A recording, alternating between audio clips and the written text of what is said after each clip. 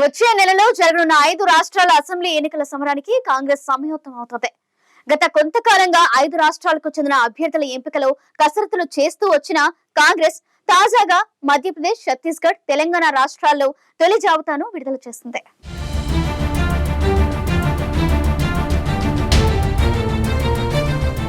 మధ్యప్రదేశ్, ఛత్తీస్గఢ్, తెలంగాణ రాష్ట్రాల్లో కాంగ్రెస్ విడుదల చేసిన తొలి అభ్యర్థుల జాబితాలో ఎవరెవరికి చోటు లభించింది? అభ్యర్థులను ప్రకటించిన 3 రాష్ట్రాల్లో ఏ వర్గాలకు అధిక ప్రాధాన్యతనిచ్చారు?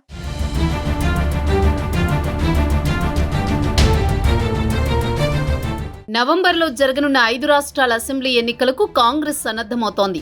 సార్వత్రిక ఎన్నికల సమరానికి సెమీఫైనల్ గా భావించే 5 రాష్ట్రాల అసెంబ్లీ ఎన్నికల్లో విజయం సాధించాలని కాంగ్రెస్ ఉవ్విళ్లూరుతోంది. ఈ క్రమంలోనే మధ్యప్రదేశ్, ఛత్తీస్గఢ్, తెలంగాణలో అభ్యర్థుల తొలి జాబితాను విడుదల చేసింది కాంగ్రెస్. అందులో భాగంగా మధ్యప్రదేశ్ అసెంబ్లీ ఎన్నికలకు 144 మంది అభ్యర్థులతో తొలి జాబితాను ప్రకటించింది. ఛత్తీస్గఢ్లో 30 మంది, తెలంగాణలో 55 మంది అభ్యర్థులతో మొదటి లిస్టు విడుదల చేసింది. గత కొంతకాలంగా అసెంబ్లీ ఎన్నికలు జరగనున్న రాష్ట్రాల్లో అభ్యర్థుల ఎంపికలో తీవ్ర కసరత్తు, చర్చల అనంతరం కాంగ్రెస్ పార్టీ ఎట్టకేలకు 3 రాష్ట్రాల్లో తొలి అభ్యర్థుల జాబితాను విడుదల చేసింది.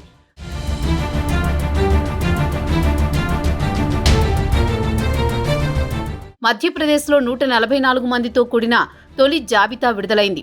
మధ్యప్రదేశ్లో పీసీసీ అధ్యక్షుడు, మాజీ సీఎం కమల్నాథ్ను ఈసారి చింద్వాడా అసెంబ్లీ నియోజకవర్గం నుంచి బరిలో దింపాలని కాంగ్రెస్ పార్టీ నిర్ణయించింది. రాజ్యసభ సభ్యుడు దిగ్విజయ్ సింగ్ తనయుడు జయవర్ధన్ సింగ్ రాఘోగఢ్ నుంచి, సోదరుడు లక్ష్మణ్ సింగ్ చచౌరా నుంచి పోటీ చేయనున్నారు. కమల్నాథ్ ప్రభుత్వంలో జయవర్ధన్ మంత్రిగా సేవలందించారు. వీరిద్దరూ ప్రస్తుతం ఎమ్మెల్యేలుగా ఉన్నారు.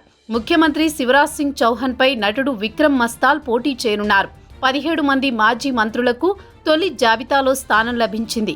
మొత్తం 39 మంది ఓబీసీలు, 22 మంది ఎస్సీలు, 30 మంది ఎస్టీలకు అవకాశం ఇచ్చారు. మైనార్టీల్లో 6, మహిళల్లో 19 మంది టికెట్లు పొందారు. సుదీర్ఘ మేధోమథనం తర్వాత మధ్యప్రదేశ్ అసెంబ్లీకి 144 స్థానాల్లో అభ్యర్థులను ఖరారు చేసింది కాంగ్రెస్.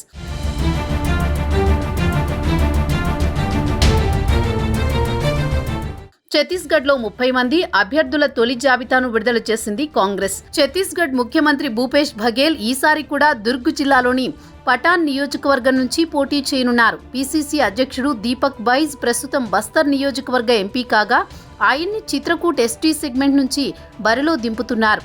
అంబికాపూర్ స్థానం నుంచి ఉప ముఖ్యమంత్రి టీఎస్ సింగ్ డియోను కాంగ్రెస్ పోటీకి దింపింది. సిట్టింగ్ ఎమ్మెల్యేలలో 22 మందికి టికెట్లు ఇచ్చినా 8 మందికి మాత్రం రిక్తహస్తం ఎదురైంది. టికెట్లు పొందిన వారిలో సీఎం, 12 మంది మంత్రులు, స్పీకర్ ఉన్నారు. సీనియర్ నేతలపై విశ్వాసం ఉంచుతూనే కొందరు కొత్తవారికి అవకాశం ఇచ్చారు. 13 జనరల్ స్థానాల్లో 9 చోట్ల ఓబీసీలు టికెట్లు పొందారు. అయితే ఛత్తీస్గఢ్ అభ్యర్థుల ఎంపికలో చాలా రోజులుగా గందరగోళ పరిస్థితి ఏర్పడింది.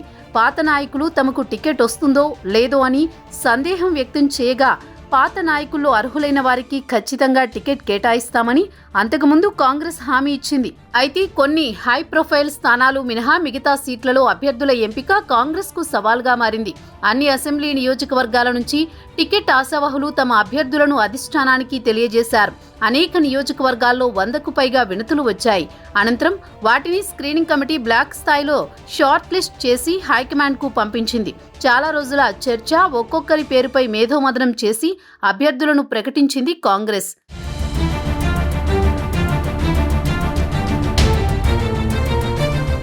తెలంగాణ రాష్ట్రంలో చాలా కాలంగా ఎదురుచూస్తున్న కాంగ్రెస్ అభ్యర్థుల మొదటి జాబితా విడుదలైంది. సిట్టింగ్ ఎమ్మెల్యేలు, ఎంపీలు, ఎమ్మెల్సీలతో పాటు వివాదరహితమైన నియోజకవర్గాలకు అభ్యర్థులను ప్రకటించినట్లు జాబితాను పరిశీలిస్తే స్పష్టమవుతోంది. ప్రధానంగా ఎంఐఎంకు గట్టి పట్టున్న హైదరాబాద్ పాతబస్తీ పరిధిలో 7 స్థానాలకు కాంగ్రెస్ టికెట్లు ప్రకటించింది. మొదటి జాబితాలోని 55 పేర్లను పరిశీలిస్తే సామాజిక వర్గాల వారీగా దక్కిన సీట్లు రెడ్డిలకు అత్యధికంగా 17 నియోజకవర్గాల్లో టికెట్లు దక్కగా బీసీలకు 12, ఎస్సీలకు 12, ఎస్టీలకు 2, వెలమ 7, బ్రాహ్మణ 2, ముస్లిం 3 లెక్కన టికెట్లు ఇచ్చారు. అయితే బీసీలకు ఇచ్చిన బీసీ టికెట్లను పరిశీలిస్తే యాదవ 2, కుర్మా, ముదిరాజ్ 1, పద్మశాలి 1, మున్నూరు కాపు 2, ఎంబీసీలకు ఇచ్చిన 4ంటిలో రజిక, మేరు, బొదల, వాల్మీకిలకు ఒక్కొక్క సీటు లెక్కన ఇచ్చారు. అదేవిధంగా ఎస్సీలకు ఇచ్చిన 12 టికెట్లలో మాల 4, మాదిగ 8 లెక్కన కేటాయించారు. తెలంగాణ కాంగ్రెస్లో మొదటి జాబితా 55 నియోజకవర్గాలకు గాను 6 మహిళలకు టికెట్లు దక్కాయి. అందులో సనత్ నగర్ నుంచి కోట నీలిమ, గోషామహల్ నుంచి సునీత ముదిరాజ్, గద్వాల్ నుంచి సరిత తిరుపతయ్య, స్టేషన్ ఘన్పూర్ నుంచి ఇందిరా, ములుగు నుంచి సీతక్కలకు టికెట్లు దక్కాయి. బీఆర్ఎస్, బీజేపీల నుంచి కాంగ్రెస్లోకి వచ్చిన కొత్త వారికి 13 మందికి మొదటి జాబితాలో టికెట్లు దక్కినట్టు తెలుస్తోంది. మొత్తం 119 నియోజకవర్గాలకు 55 సీట్లలో టికెట్లు ప్రకటించగా ఇంకా టికెట్లు ప్రకటించాల్సిన స్థానాలు 64 ఉండడంతో బీసీలకు అందులో కూడా పెద్దపీట వేయనున్నట్టు కాంగ్రెస్ వర్గాలు వెల్లడించాయి. బీసీలకు మరో 12 నుంచి 15 టికెట్ల వరకు దక్కే అవకాశం ఉందని అంచనా వేస్తున్నారు.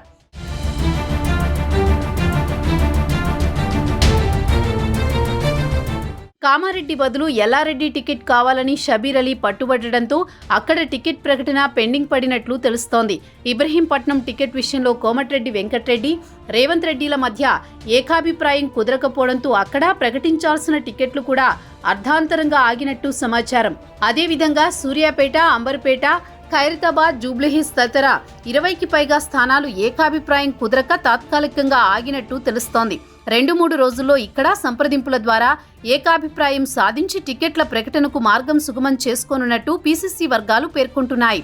ఇక ఉమ్మడి నల్గొండ, ఖమ్మం జిల్లాల్లో వామపక్షాల పొత్తుల వ్యవహారం కొలిక్కి వచ్చినప్పటికీ సీట్ల సర్దుబాటు కాకపోవడంతో పలు నియోజకవర్గాలకు టికెట్లు ప్రకటించకుండా నిలుపుదల చేసినట్టు తెలుస్తోంది. ఖమ్మం జిల్లాలో అయితే మధిర నుంచి భట్టి విక్రమార్క, భద్రాచలం నుంచి పొదెం వీరయ్యలు మినహా మిగిలిన 8 స్థానాలను పెండింగ్లో ఉంచారు. మిగతా అభ్యర్థుల జాబితాను వీలైనంత త్వరగా విడుదల చేసేందుకు పార్టీ అధిష్టానం కసరత్తు చేస్తోంది.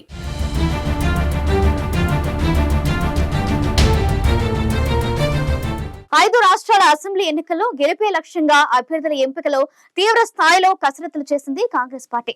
ప్రతి ఒక్క నియోజకవర్గం నుంచి బలమైన అభ్యర్థిని బరిలోకి దింపేందుకు కసరత్తులు చేసిన అనంతరం 3 రాష్ట్రాల్లో తొలి జాబితాను ప్రకటించింది. వీలైనంత త్వరగా మిగతా అభ్యర్థులను కూడా ప్రకటించేందుకు సిద్ధమవుతోంది.